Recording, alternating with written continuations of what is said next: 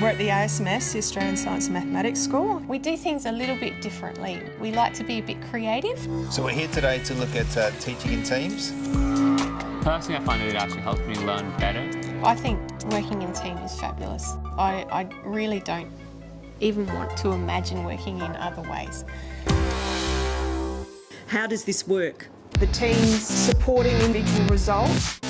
So the reason why we have teaching in teams is because we have an interdisciplinary curriculum. The big planning day was yesterday. We've got our large teams, which is the whole central study, which may be 12 teachers working together. 6 classes. Various scientific background teachers, humanities, English, and increasingly maths. Who really have to take that hat off because they're now having to work in this interdisciplinary environment. What we're looking at is that team designs a semester-long curriculum. 3-week unit. We work collaboratively on nearly all of our planning and our teaching. We're excited and interested in what we're going to do. Because we don't have separate science and English lessons here, they have to merge them into those special subjects like Earth and Cosmos. What we're looking at is to find the overlaps between the disciplines, and that's where we want to position our learnings.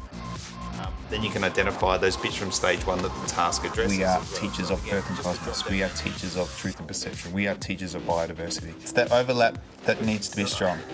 When we meet in our teams, we really need to think through the logistics of there's lots of different ways we can do this. So for example, in truth and perception, the teachers currently are planning for the next few weeks, and it's a very exciting new topic, which is an issues type investigation. It's really quite invigorating and exciting when it works.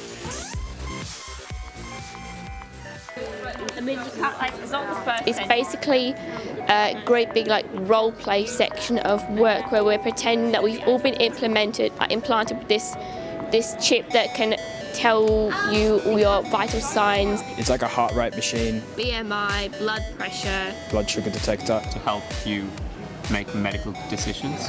Would they have good enough doctors to implant all the people with all the biochips? And we're asking them to imagine what that would be like from the perspective of a character, a protagonist, to create the opportunity for students to explore the scientific issues as they create this fantastic speculative fiction text. Okay, so we need to write a story about... One of the challenges is that we actually have to hit the conceptual learning that students will need to be able to do the range of maths and science subjects at Year 12. So that is a challenge. So we've actually mapped those concepts out, and so each of our central studies will hit a number of those concepts across the sciences as well as the mathematics curriculum. I find it intellectually and emotionally exhilarating. Put some water in the bottle, pump it, and off it goes. Because there's so much energy and so much enthusiasm and so many great ideas, quite often we have to bring it down into a smaller group to do some of the documentation and planning and deep thinking about what it will look like on the floor.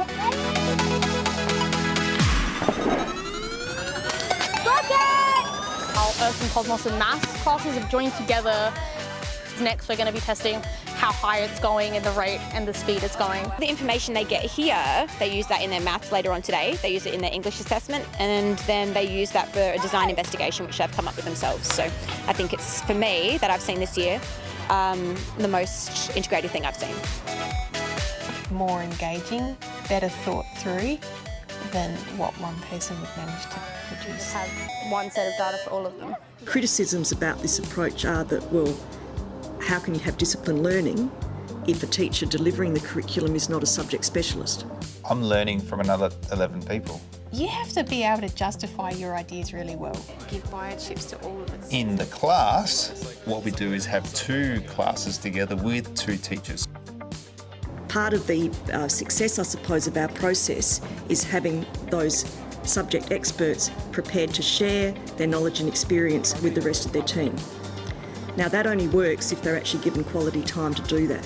Yeah, it's quite a commitment on behalf of the school. They know who the students are. They know that this group of students needs some extra skill building. That group of students, you can leave them alone because they're going to go and just fly There are a lot of efficiencies that are created. It's multimedia, it's multidisciplinary, it's interdisciplinary, it's interplanetary. Once we go out of school, you'll start seeing that you don't just learn one subject at a time, you learn multiple things at once.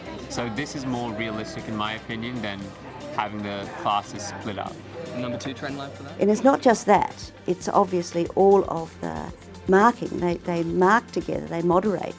They're going to get the same curriculum, the same assessment, the same sort of feedback because of the teaching teams. It's better here so I can actually approach a teacher that I prefer more, or who understands my needs more, so that's really good. The overall vibe of it is just so positive and so rewarding. Teaching in teams. It's really a powerful thing, and it's a wonderful thing to be a part of.